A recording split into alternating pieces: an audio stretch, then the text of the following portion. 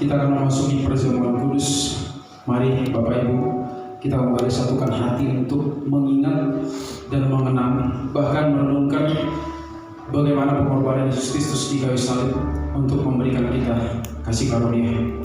Sebagai pengantar perjamuan kudus di pagi hari ini diambil dari Amsal 61 ayat 9. Hati manusia memikir-mikirkan jalannya, tetapi Tuhanlah yang menentukan arah dan langkahnya. Saudari kita Marta akan berbagi kepada kita bagaimana dia melalui dan menjalankan kehidupannya melalui ayat ini. Kepada istri saya persilakan. Selamat pagi Bapak Ibu. Sangat bersyukur di pagi hari ini saya boleh berbagi perjalanan hidup saya bersama Tuhan. Saya Erika Marta Palapesaribu. Orang-orang memanggil saya dan mengenal saya dengan panggilan Marta. Saya hari ini statusnya married dan menikah di dalam jemaat. Suami saya Henry Simarmata yang berdiri tepat di belakang saya. Saya anak pertama dari 7 bersaudara. Saya bersyukur saya dilahirkan di tengah-tengah keluarga yang menjunjung tinggi kerja keras, kejujuran, dan keluarga yang penuh dengan impian. Hari ini kami semua boleh dibesarkan orang tua sampai mengecap pendidikan sarjana, walaupun latar belakang ayah saya tidak tamat SMP dan mereka hanya pedagang kaki lima dan bertani. Saya terkadang melihat hal ini sebagai impian atau cita-cita dari orang tua saya. Tetapi terkadang saya juga melihat ini adalah ambisi dari orang tua saya. Sejauh ini orang tua saya sangat bekerja keras dan berkemauan keras supaya kami semua anak-anaknya boleh mendapatkan pendidikan yang terbaik. Orang tua saya bukanlah pengikut Kristus yang benar, bukan juga yang religius. Karena bisa dihitung ya, dalam 1 tahun berapa kali orang tua saya akan pergi ke gereja.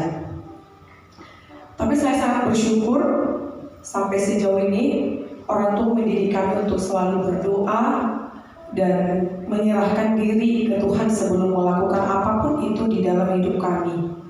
Dan saya juga melihat itu di dalam hidupnya Bapak dan Mama, menjadi sosok yang selalu berdoa di kamar sebelum pergi beraktivitas ataupun berdagang.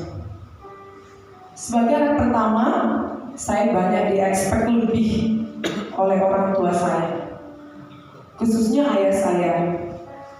Saya harus kasih teladan buat adik-adik saya. Saya harus bertanggung jawab atas adik-adik saya, baik di rumah, di lingkungan masyarakat, di lingkungan sekolah, bahkan sampai mereka sudah merantau. Adik-adik saya harus tetap bertanggung jawab. Pertengkaran orang tua yang tidak sehat juga banyak saya tonton di dalam hidup saya. Dan pelampiasan kemarahan mereka adalah anak-anak, terkhusus saya sebagai anak pertama. Setiap kali bertengkar, muncul rasa takut, rasa khawatir, bahkan trauma yang luar biasa di dalam pikiran dan hati saya. Parenting ini membentuk saya menjadi pribadi yang independen. Artinya saya tidak bergantung pada orang lain di dalam hidup saya dan selalu membuat keputusan sendiri. Saya juga dibentuk menjadi pribadi yang ambisius. Sejak SMA hingga kuliah, single, dan bahkan sampai saya menikah.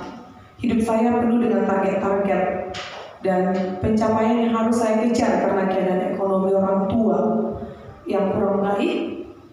Orang tua selalu mengajarkan untuk mendapatkan apapun yang kita impikan harus kerja keras dan disiplin yang keras. Saya juga dibentuk menjadi perempuan yang tidak boleh lemah di hadapan laki-laki. Karena begitu banyak trauma bagaimana ayah saya memperlakukan ibu saya dengan tidak adil. Sebagai perempuan yang independen, saya berpikir saya punya otoritas atas diri saya sendiri. Saya harus perfect. Namun pola pikir ini banyak membuat saya jatuh dalam pergaulan yang tidak sehat.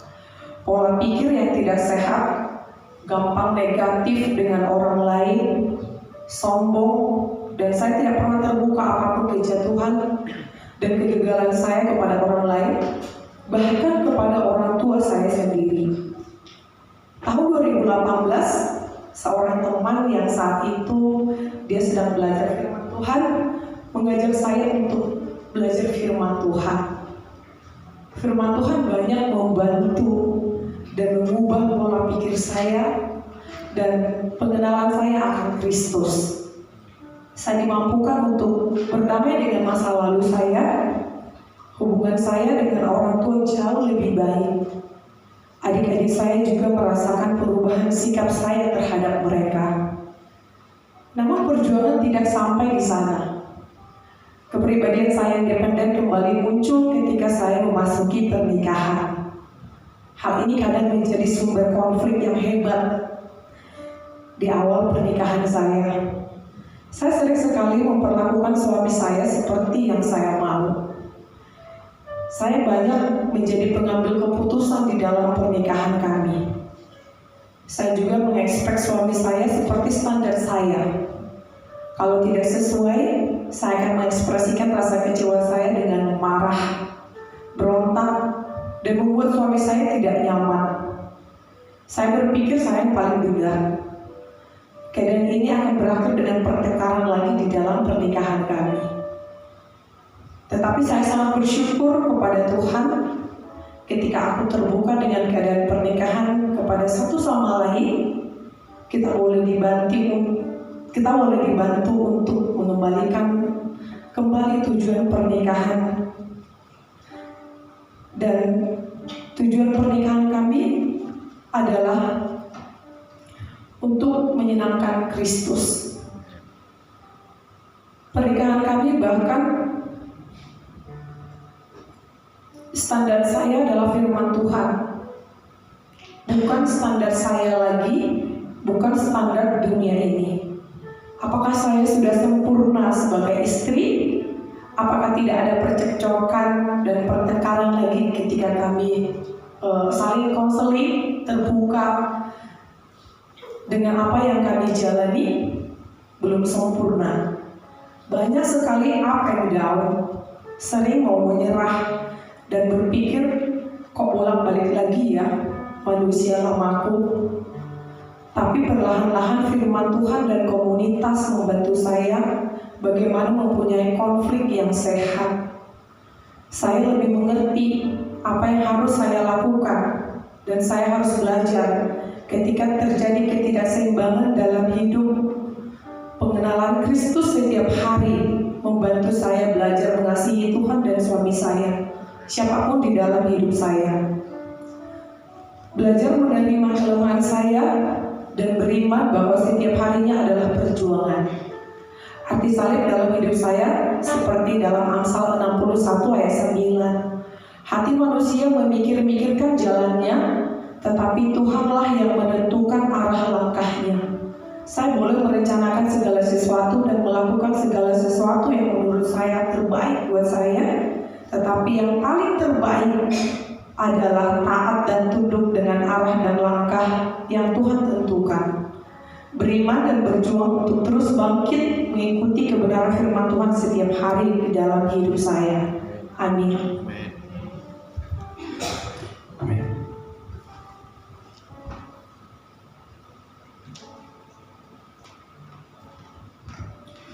Ada satu hal yang pasti yang harus atau wajib kita lakukan, yakni melibatkan Tuhan dalam seluruh perencanaan kita dan apa yang kita akan lakukan atau kerjakan. Tuhan lebih tahu mana yang terbaik untuk kita, sebab Dia yang menjadikan kita. Mari Bapak Ibu, kita sama-sama mengangkat roti kita. Sebab apa yang telah kuteruskan kepadamu telah aku terima dari Tuhan, yaitu bahwa Tuhan Yesus pada malam waktu Ia diserahkan mengambil roti, dan sesudah itu Ia mengucap syukur atasnya. Ia memecah-mecahkannya dan berkata, inilah tubuhku yang diserahkan bagi kamu. Perbuatlah ini menjadi peringatan akan aku. Mari sama-sama kita makannya.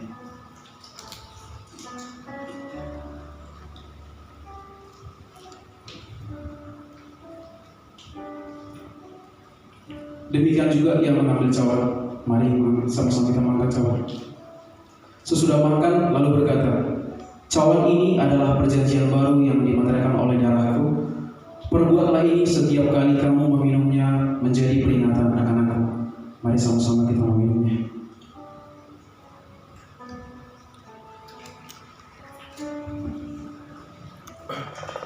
Sebab setiap kali kamu makan roti ini dan minum cawan ini, kamu memberitakan kematian Tuhan sampai Ia datang. Mari kita berdoa. Tuhan, terima kasih Engkau rela mati dan mengorbankan diri untuk kami, anak-anak-Mu yang berlumuran dosa Tuhan. Hari ini kami kembali melakukan perjamuan kudus, dan biarlah Tuhan, hati kami seluruhnya tidak hanya mengingat, tidak hanya merenungkan, tetapi melakukan apa yang telah Tuhan korbankan untuk kami orang-orang berdosa. Terima kasih Tuhan, biarlah selanjutnya kehidupan kami boleh selalu menyenangkan Engkau dan memaknai bagaimana pengorbanan Engkau di kayu salib. Dalam nama Yesus kami berdoa. Amin.